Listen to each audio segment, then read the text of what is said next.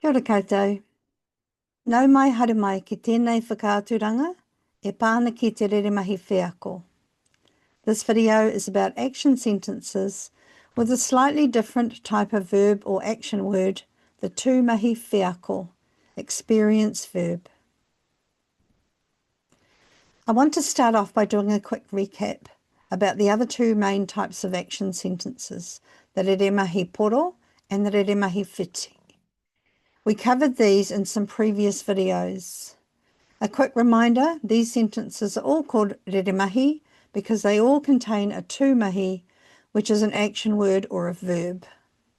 Reremahi all have the same basic structure, but the main difference between them is the type of tūmahi they use.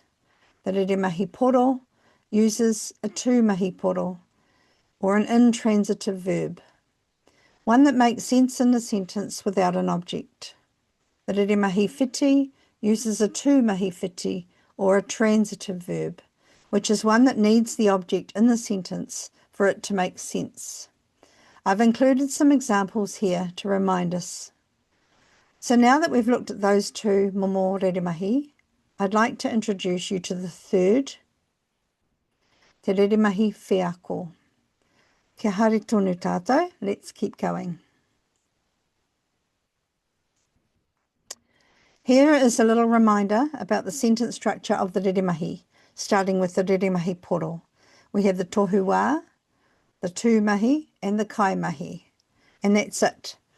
The reremahi whiti has the same structure with the addition of the taunga or the aronga, the object, and the word that links the two parts of the sentence, the pūhono, which is e. The reremahi wheako has exactly the same sentence structure as the reremahi whiti. The thing that makes this type of sentence different is the tūmahi.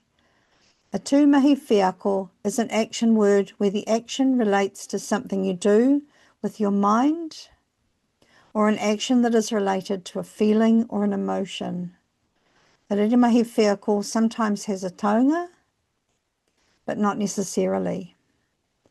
Here are some examples of tūmahi wheako. Whakaaro, think. Marama, understand. Maumahara, remember. Wareware, forget. Mōhio, know. Whakapono, believe. Hiahia, want. Aroha, love. Rata, like. Tūmanako, hope. Minamina, hihiri, matenui, and warawara, which all mean to desire or crave, and wawata, to aspire to or yearn for.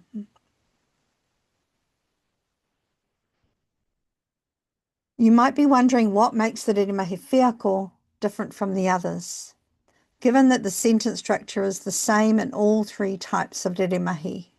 Here is the main point of difference. At the top of the image are examples of the reremahi poro and the reremahi whiti. So here we have our reremahi poro, kei te oma te kuri.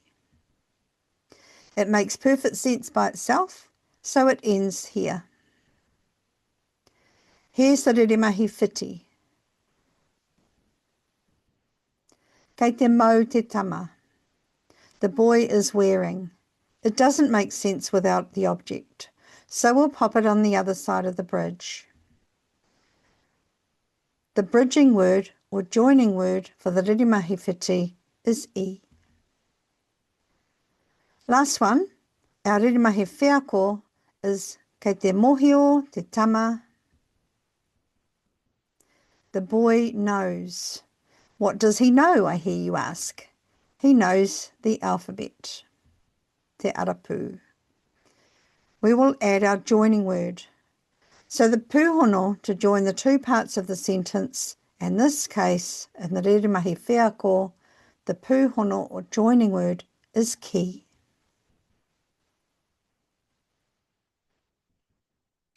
And there it is, the reremahi wheako, kei te mōhio te tama ki te arapu.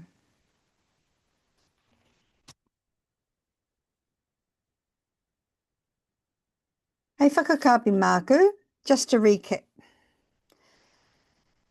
Here's a little reminder of the three momo reremahi and the differences between them.